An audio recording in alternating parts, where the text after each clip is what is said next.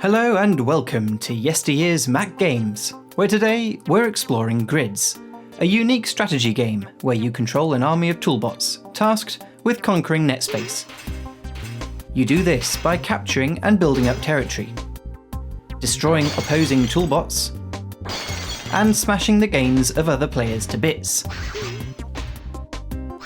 Gridz is one of those games that is very difficult to forget, in part thanks to the wonderfully diverse cast of Toolbots at your disposal, which walk, roll, scuttle and float around the play area, carrying out their tasks. They all brim with personality and behave very differently to one another.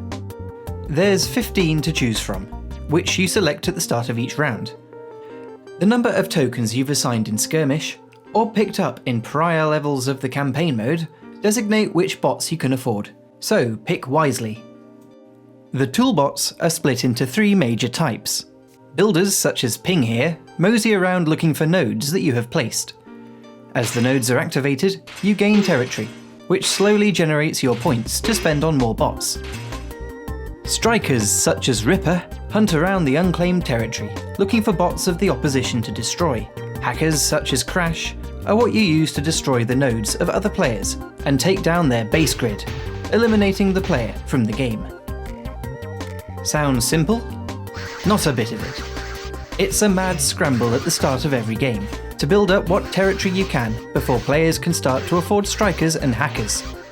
Early game will see you cursing at your lone Ping who refuses to walk towards your inactive nodes, despite repeatedly being pointed in the right direction.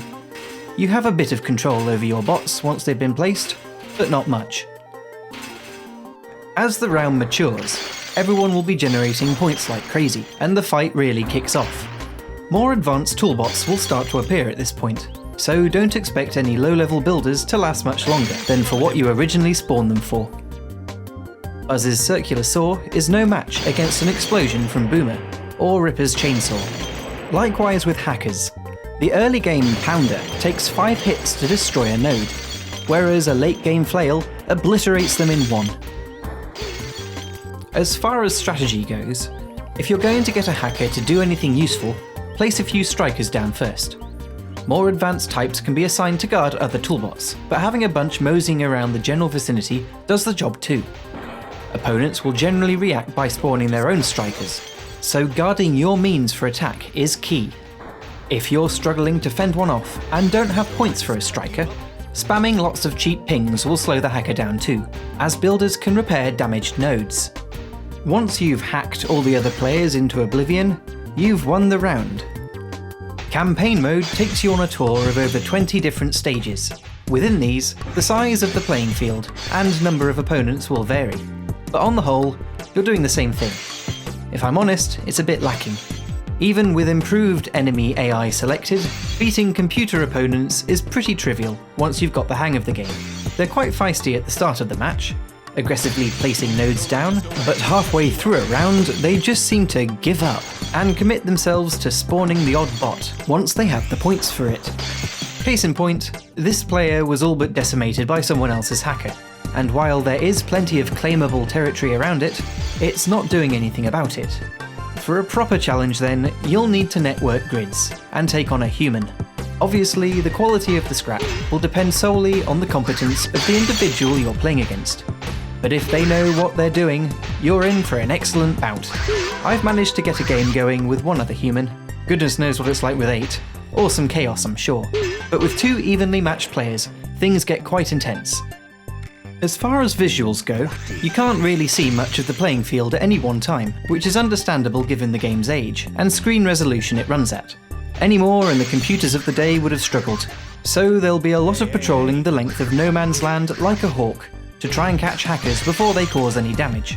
This technicality aside, graphics are quite appealing, with its pre-rendered sprites scaling nicely as bots journey towards and away from the camera. The sounds are on point too. Toolbots occasionally say things when placed or told to do something.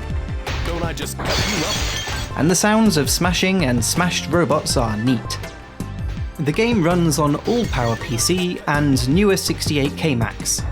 The developer, Green Dragon, later made it OS X native, but as far as I'm aware, compatibility stops with Intel Macs.